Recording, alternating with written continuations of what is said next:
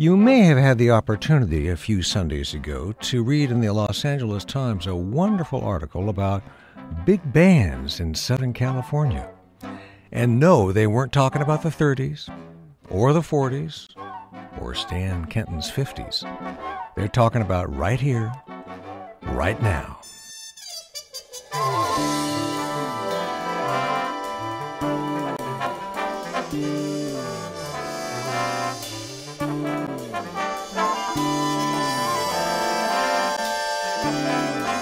Just in case you haven't heard, the big band scene is swinging in L.A. like almost never before. And it's a little bit below the radar, so we thought we'd share some of the good news.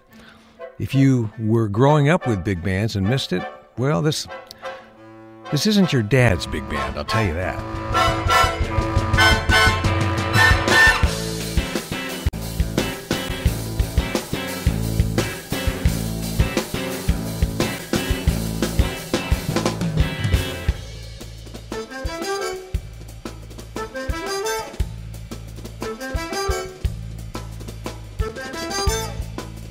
It is, in fact, John Daversa's big band, and he's with us here today at KPFK to tell us all about his band, this wonderful new album he's just finished mixing, and about the scene in general. John, welcome to KPFK. Thanks so much. It's a pleasure to be here. So, how many pieces are we listening to in this new This is recording? more that standard modern instrumentation. There are 5 woodwinds, 4 trombones, 4 trumpets, and the only thing that's unorthodox about this group is that usually we only play with guitar, bass, and drums. There's no keyboard player. Wow. So there's a lot of space in the middle there for the horns to actually perform more of a comping function. Yeah, now that's your choice, obviously, because you're Absolutely. writing the charts, you're doing the orchestrations. So, Correct. Is that one of the new things about the 21st century big band, that keyboard's optional, or just, well, it depends who's the leader is, right? Half the leaders are pianists. It's you know where I had this vision from is going back to a group that Stan Kenton had in the late 60s.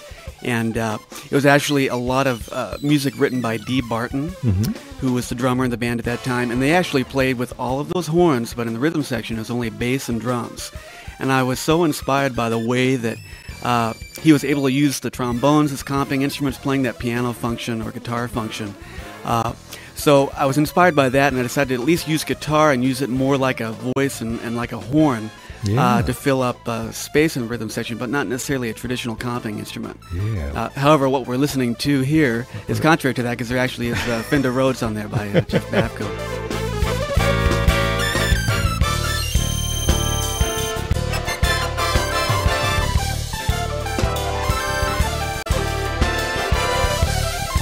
And that's Duke Ellington on the synth.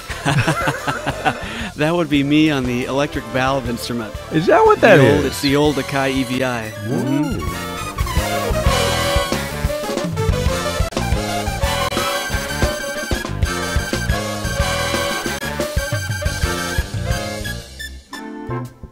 The John Daversa Big Band. And stylistically, you've just gone in about 15 different places in 5 minutes.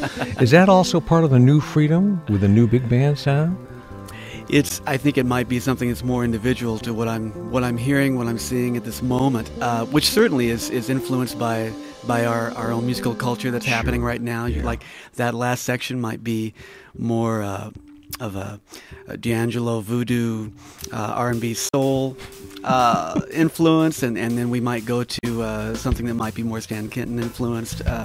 So all of these things are all available to us, and it's all going into our ears, and so I think that is certainly true, that it's all between my ears and coming out in that way. Yeah, so this is, in other words, your take on the big band tradition, seen very much through your own aesthetic.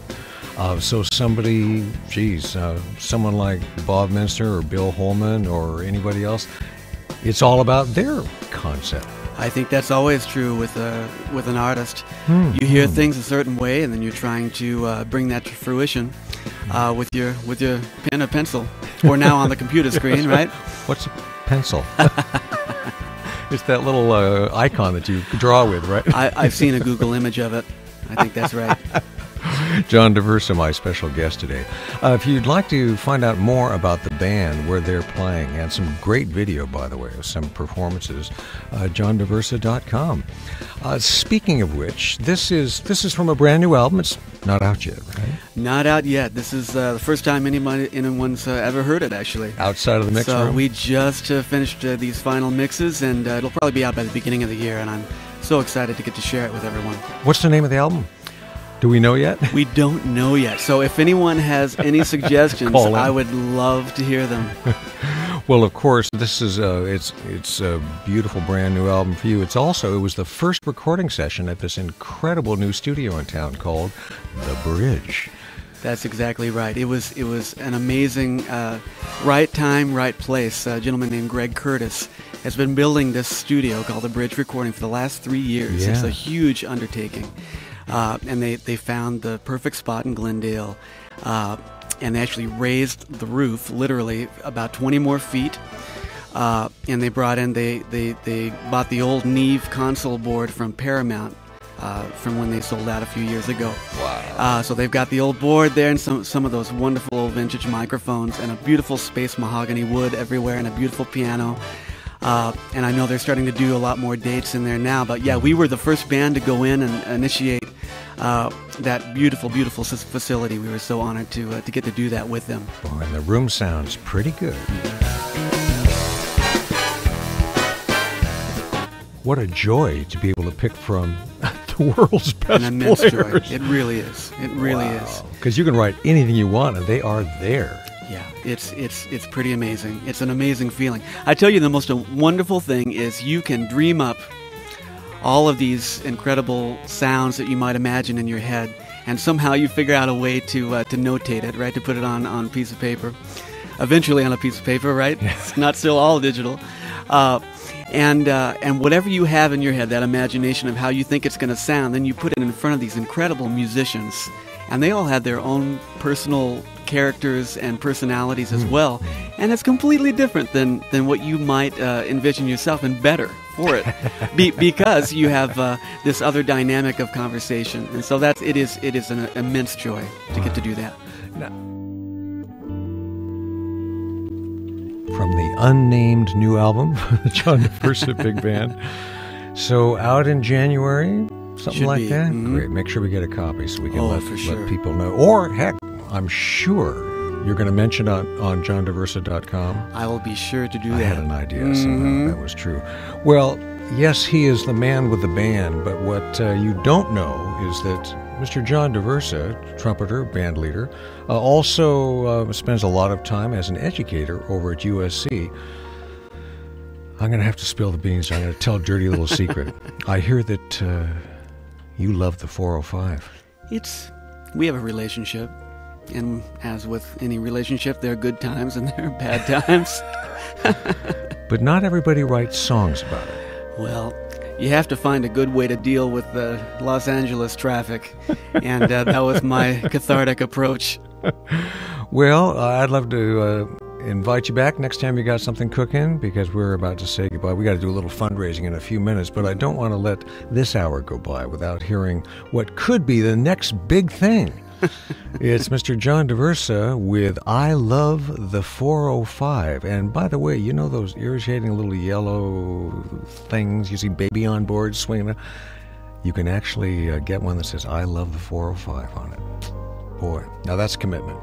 I'm impressed. John, thanks so much. My pleasure. Thank you so much for having me. Mr. John Daversa, and here it is, the big hit. Who ever writes a song for a freeway?